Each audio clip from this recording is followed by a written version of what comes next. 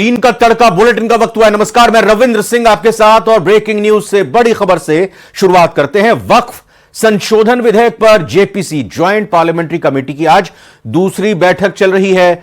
उधर वक्फ संशोधन विधेयक 2024 पर गठित की गई जेपीसी ने सुझाव मांगे हैं। बीजेपी सांसद जगदंबिका पाल की अगुवाई में ज्वाइंट पार्लियामेंट्री कमेटी ने एनजीओ, एक्सपर्ट्स और हितधारकों से संशोधन विधेयक पर विचार और सुझाव मांगे हैं। अपने सुझाव देने के इच्छुक लोग अंग्रेजी और हिंदी दोनों भाषाओं में 15 दिनों के अंदर जेपीसी की ईमेल आईडी पर भेज सकते हैं। इन सुझावों के गोपनीय रखा जाएगा। साथ ही जो लोग कमेटी के सामने पेश होकर सुझाव रखने के इच्छुक हैं वो भी इसके लिए अपील कर सकते हैं।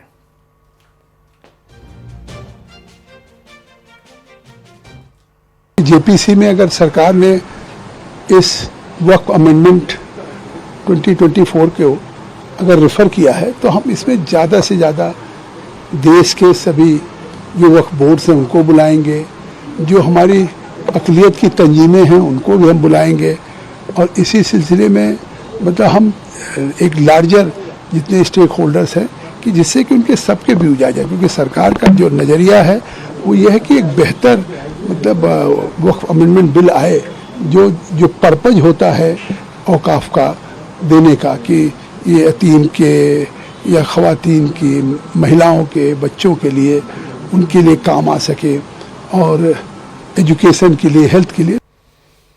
और वहीं जेपीसी की दूसरी बैठक पर मौलाना साजिद रशीदी ने भड़काऊ बयान दिया। उन्होंने सरकार पर हठ धर्मिता का आरोप लगाते हुए मुसलमानों से सड़कों पर उतरने की अपील की। तो आपको बता दें, जेपीसी की यह दूसरी बैठक हो रही है।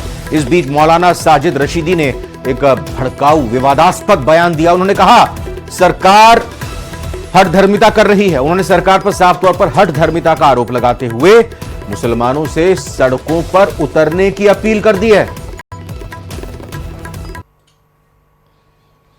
तो महत्वपूर्ण खबर आपको बता रहे हैं, जेपीसी की दूसरी बैठक एक तरफ चल रही है।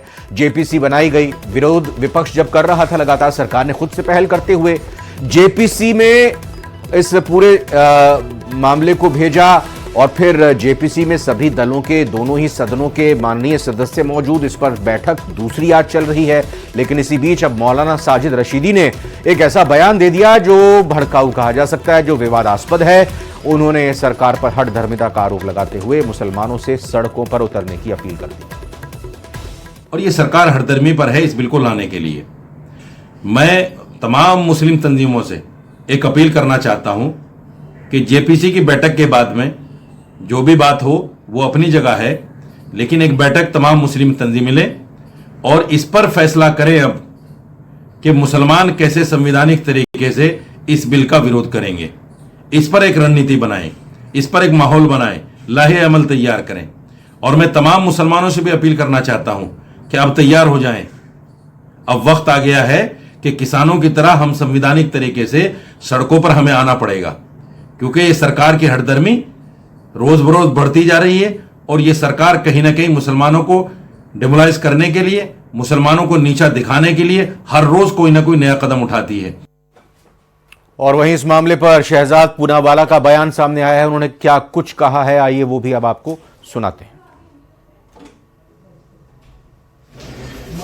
तो आज दरअसल जो इसका विरोध कर रहे हैं वक्फ के अंदर सुधार का, वो विरोध नहीं कर रहे हैं, वो लैंड ग्रैबर्स के साथ खड़े हैं, वो चोर और भ्रष्टाचारियों के साथ खड़े हैं और गरीबों का, बेवाओं का, यतीमों का अधिकार मानने के लिए आज वो सब एक होना चाहते हैं। सवाल ये बनता है कि ये मुस्लिम विरोधी है तो इसकी रिकमेंडेशन की किसने? Sachar committee report, 9 JPC report जो कि रहमान खान साहब की अध्यक्षता में बनी थी, मुस्लिम पक्षों ने की है, आगा खानी समाज ने की है, बोहरा समाज ने की है, अलग अलग मुस्लिम समाजों ने की है। तो क्या ये मुस्लिम विरोधी है? एक्चुअली केवल और केवल लैंड ग्रैबर के साथ खड़े हो जाना है, भ्रष्टाचारियों के साथ खड़े हो जाना है, भड़काना है, दंगे लगाना है और किसी तरीके से जो संपत्ति गरीबों के काम आनी चाहिए उसको हथियाना है।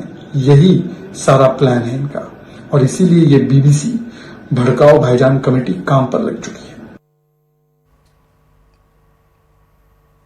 इधर गुजरात में कुदरत का कोहराम जारी है। भारी बारिश के चलते पिछले 5 दिनों से लोग त्राही त्राही कर रहे हैं। गुजरात के 18 जिलों में इस वक्त हालात खराब हैं। बारिश और बाढ़ में मरने वालों की संख्या 32 तक पहुंच गई है। 11 में बारिश का रेड अलर्ट जिलों में जारी किया गया, 11 जिलों में, जबकि 22 जिलों में बारिश का येलो अलर्ट जारी है। तबाही का आलम यह है कि गुजरात में सेना को उतारना पड़ गया। राज्य के 939 स्टेट हाईवे, नेशनल हाईवे और दूसरी सड़कें ठप हैं। शहर शहर सैलाब से तबाही का भयावह मंजर देखने को मिल सकता है। वडोदरा, जूनागढ़, गुजरात के किसी भी जिले की हालत देखिए, पोरबंदर, कच्छ, जामनगर, राजकोट एक समान सी नजर आ रही है। मौसम विभाग ने अगले 5 दिन तक भारी बारिश का हाई अलर्ट जारी किया है।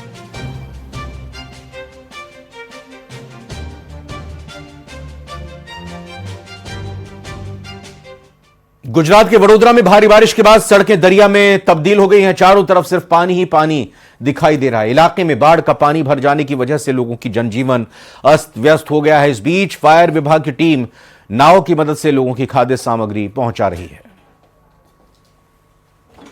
और गुजरात में हालात बद से बदतर हैं। राज्य में नदियां डेंजर लेवल को पार कर चुकी हैं, खतरे के निशान को ऊपर क्रॉस कर चुकी हैं। गांव के गांव सैलाब में डूबे हैं। पुलों के ऊपर से पानी बह रहा है।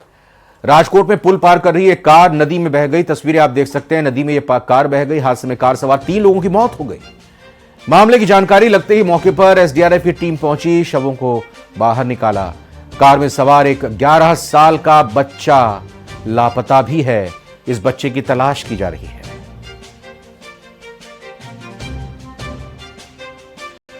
हालात गुजरात में बरसात के बाद बद से बदतर होते जा रहे हैं। भयंकर बाढ़ और बारिश से जीवन पूरी तरह अस्त व्यस्त हो गया है। गुजरात के मुख्यमंत्री भूपेंद्र पटेल ने बाढ़ से प्रभावित इलाकों का सर्वे किया और इस दौरान मुख्यमंत्री भूपेंद्र पटेल ने जब सर्वे किया तो आपदा पीड़ितों का हालचाल जाना, उन्हें हर संभव मदद का भरोसा दिलाया। वहीं प्रधानमंत्री मोदी भी गुजरात के सीएम से बाढ़ के हालात पर लगातार अपडेट ले रहे हैं।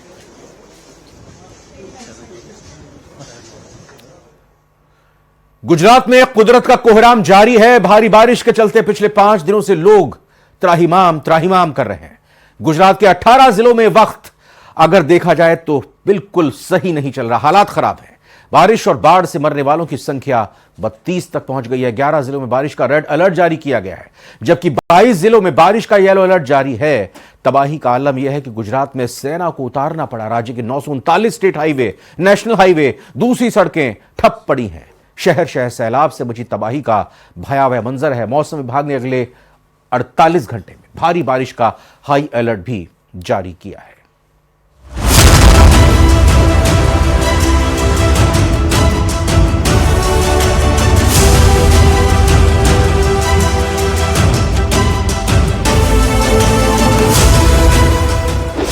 गुजरात में बादल फाड़ तबाही।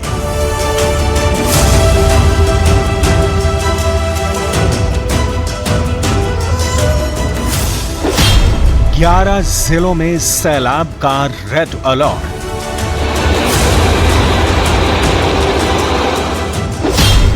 अठारह जिलों में लोगों के लिए संकट बना सैलाब।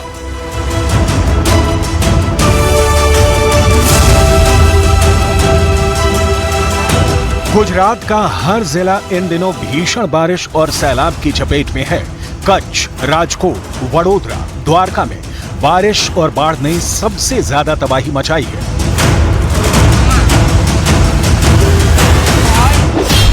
मौसम विभाग के मुताबिक गुजरात में 5 दिनों तक भारी बारिश का अलर्ट जारी किया गया है।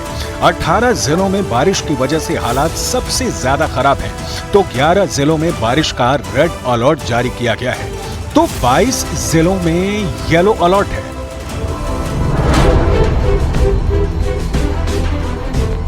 हालात ये हैं कि गुजरात के किसी भी जिले में जहां भी नजर जा रही है वहां सिर्फ और सिर्फ पानी और सैलाब ही नजर आ रहा है। अहमदाबाद, वडोदरा, कच्छ और द्वारका में कई सड़कें जलमग्न हो चुकी हैं। इतना ही नहीं, कच्छ पर तो चक्रवाती तूफान का खतरा भी मंडरा रहा है।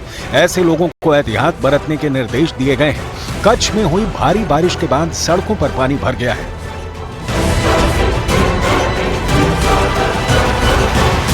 सिर्फ कच्छ ही नहीं, जामनगर में भी हालात जस के तस बने हुए हैं। भारी बारिश के बाद रंजीत सागर डैम ओवरफ्लो हो गया, जिसकी वजह से निचले इलाकों में बाढ़ का खतरा मंडरा रहा है। जामनगर के हालात को देखते हुए प्रशासन भी पूरी तरह से अलर्ट हो गया है, क्योंकि बाढ़ का पानी अब शहर में भी घुस चुका है, जिससे हालात लगातार खराब हो रहे हैं। डैम ओवरफ्लो होने और नदी में आए उफान की वजह से कई जगहों पर पानी सड़क से ऊपर बहता नजर आया। कई जगह तो पुल भी पानी में डूबे दिखाई दिए। गुजरात के पोरबंदर में भी हालात ठीक नहीं है। वहां भी नदियों में उफान की वजह से कई गांवों का संपर्क टूट गया है और पानी पुल के ऊपर से बह रहा है और वहां सैलाब के बीच पुल पार कर रही एक कार नदी में गिर गई और इस हादसे में कार सवार समेत 3 लोगों की मौत हो गई। अब आपको गिर सोमनाथ की तस्वीर दिखाते हैं। भारी बारिश के बाद वहां शिंगोड़ा नदी उफान पर है। शिंगोड़ा डैम का गेट खुलने के बाद नदी खतरे के निशान को पार कर गई है, जिसके बाद नदी के किनारे बसे कई गांव बाढ़ की चपेट में आ गए। नदी के रौद्र रूप को देखकर वहां के लोग डरे सहमे हुए हैं। गुजरात के अलग अलग इलाकों में बाढ़ के हालात को देखते हुए एयरफोर्स ने मोर्चा संभाल लिया है। बाढ़ प्रभावित लोगों तक हर संभव मदद पहुंचाने की कोशिश की जा रही है।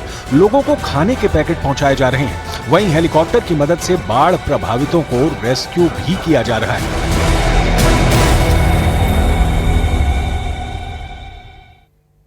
वाराणसी में गंगा का जलस्तर एक बार फिर से उफान पर है, जिसके कारण सारे घाटों पर संपर्क टूट गया है। तो वहीं वाराणसी में 60 से ज्यादा घाट जलमग्न हो गए हैं। नावों के संचालन से लेकर दाह संस्कार तक पर प्रभाव पड़ रहा है। वहीं जल पुलिस भी सतर्क है। गंगा 2 सेंटीमीटर प्रति घंटे की रफ्तार से बढ़ रही है। वहीं बढ़ते जलस्तर के कारण एक बार फिर गलियों में दाह संस्कार हो रहे हैं। अगर आपको जल पुलिस या एनडीआरएफ जम्मू कश्मीर के माछिल सेक्टर में भारी बारिश के बीच पुल तक बह चुके हैं, जिसकी वजह से इलाके का संपर्क दूसरे इलाकों से टूट गया है। हालात इतने खराब हो गए हैं कि इलाकों में जल स्तर तेजी से बढ़ता जा रहा है। वहीं प्रशासन राहत बचाव काम में तेजी से जुटा हुआ है।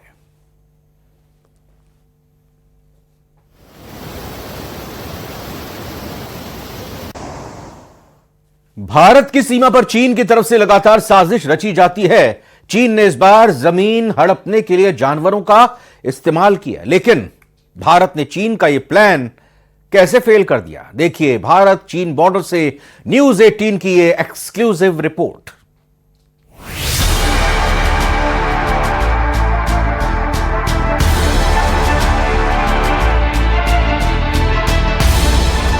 अपनी जमीन हड़प नीति के लिए बदनाम चीन हर बार भारत से मात खाता आया है।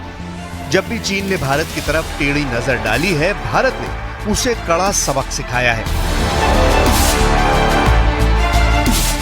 डोकलाम में भारत के शूरवीरों ने चीन के कायर सैनिकों को यमराज के पास भेज दिया था।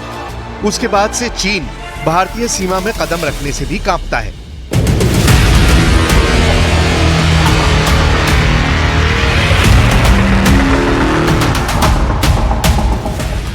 लेकिन इस बार चीन ने नई चालाकी की है।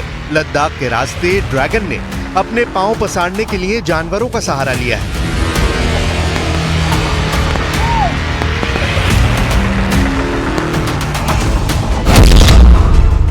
इसका पर्दाफाश तब हुआ जब 19 अगस्त को पूर्वी लद्दाख के डेमचौक में 40 चीनी याक चारे की तलाश में भारतीय इलाकों में आ घुसे। इसकी जानकारी चुशुल के काउंसलर कॉन्चेक तेंजिन ने सोशल मीडिया पर साझा की। भारतीय सैनिकों ने दरिया दिली दिखाते हुए चीनी याक को वापस तो भेज दिया, लेकिन सूत्रों के मुताबिक भारत ने सख्त लहजे में चीन को निर्देश दिया है कि ऐसी घटना दोबारा ना हो। सूत्रों के मुताबिक दोनों देशों के बीच तय प्रोटोकॉल के तहत याक के भारतीय सीमा में आने की खबर भारतीय सेना ने चीन के अधिकारियों को दी है। आपको ये समझाते हैं कि चीन की चरवाहे वाली चाल क्या है। लद्दाख जैसे सर्द इलाके में 10 के करीब चारागाह हैं, जिनमें चुशुल, तारा, न्योमा, फुक्चे शामिल हैं। सदियों से यहाँ रहने वाले जनजातीय लोग अपने पशुओं के लिए इन घास के मैदानों का इस्तेमाल चारागाह के तौर पर करते आए हैं। लेकिन चरवाहों के वेश में चीन अपने सैनिकों और जासूसों को भारतीय सीमा में टोह लेने के लिए भेज रहा है और भारतीय इलाके में अपने चरवाहे और पशुओं को भेजकर उन जगहों पर अपना दावा करता है। जब भी भारतीय चरवाहे चीन के लोगों को रोकते हैं तो उनके बीच विवाद होता है। यही वजह है कि साल 2020 में भारतीय सेना ने LAC के बेहद करीब के कुछ चारागाहों को बंद कर दिया और उनकी जगह गांव वालों को दूसरे चारागाहों पर जाने को कहा गया था। 2019 में पूर्वी लद्दाख में चरवाहे तकरीबन 56,000 पशुओं को अलग अलग चारागाह में चराते थे, लेकिन 2020 में ये संख्या घटकर 48,000 के करीब पहुंच गई और 2021 में घटकर और नीचे 28,000 तक रह गई थी। लेकिन पिछले कुछ साल के आंकड़ों की बात करें तो ये संख्या बढ़कर 58,000 के करीब पहुंच गई है। चीन अक्सर LAC पर अपने दावों को मजबूती देने के लिए इस तरह की चालें चलता है और इस बार उसने पशुओं का सहारा लिया है, लेकिन भारत ने एक बार फिर चीन की साजिश के फन को कुचल दिया है।